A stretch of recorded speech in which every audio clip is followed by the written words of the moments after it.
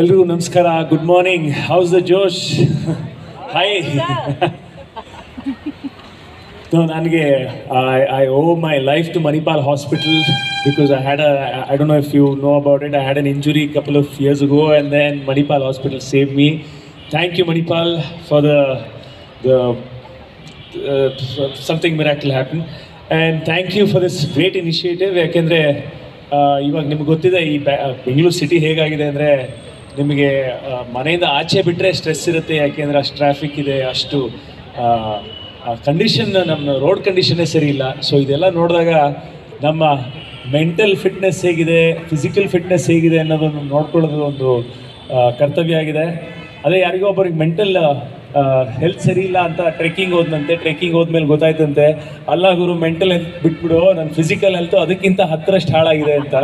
So ಆ ಥರ ಇವಾಗ ಎಲ್ಲರಿಗೂ ಆಗಿದೆ. ಸೊ ದಯವಿಟ್ಟು ನಾನು ಹಿಂದೆನೂ ಹೇಳಿದ್ದೀನಿ, ಇದು ದಿನದಲ್ಲಿ ಏನಾದ್ರು ಒಂದು 23 ಅವರ್ಸ್ ಏನಾದರೂ ಮಾಡಿ, ಬಟ್ ಆ 1 ಅವರು ಫಿಟ್ನೆಸ್ಸಿಗೆ, ವರ್ಕೌಟಿಗೆ, ಇಲ್ಲ ಯೋಗಾಗೆ ಅಥವಾ ಬ್ಯಾಡ್ಮಿಂಟನ್ನು ಏನೋ ಒಂದು ಫಿಟ್ನೆಸ್ಸಿಗೆ ನೀವು ಡೆಡಿಕೇಟ್ ಮಾಡಿದ್ರೆ ಐ ಥಿಂಕ್ ಇಟ್ಸ್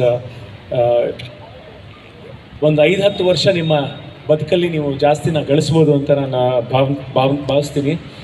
ಜೊತೆಗೆ ನಾನು ಅಷ್ಟೇ, ನಮ್ಮ ಮನೆಯಲ್ಲಿಯೂ ಅಷ್ಟೇ, ಹೇಗೆ ಓದೋ ಟೈಮಲ್ಲಿ ಆಟ ಆಡಬಾರ್ದಾಗಿತ್ತು, ಹಾಗೆ ಆಟ ಆಡೋ ಟೈಮಲ್ಲಿ ನಾವು ಓದ್ತಾ ಇದ್ರೆ ನಾವು ಬೈತಾಯಿದ್ರು ನಮ್ಮಪ್ಪ.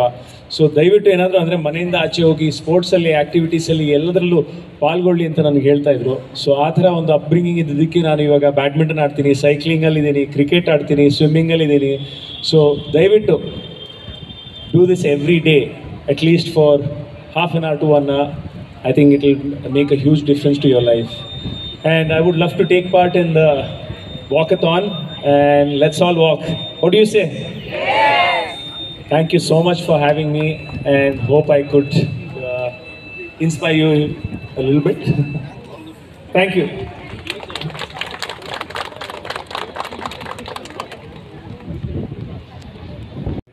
First of all, I'd like to thank all of you for coming here on a cozy Sunday.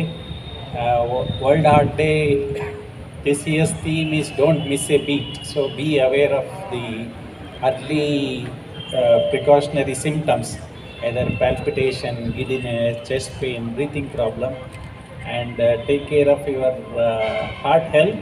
Don't wait for the symptoms to become more. Early prevention is much better. So already all of you know about exercise. As been told, diet is very important. Excess of salt and sugar and oils are what predisposes for all these heart diseases. Checkup is most important. One blood pressure, one sugar, one cholesterol checkup once a year for anybody above the age of 40 years. Please check it up. Please meet a healthcare professional, either a physician, a cardiologist.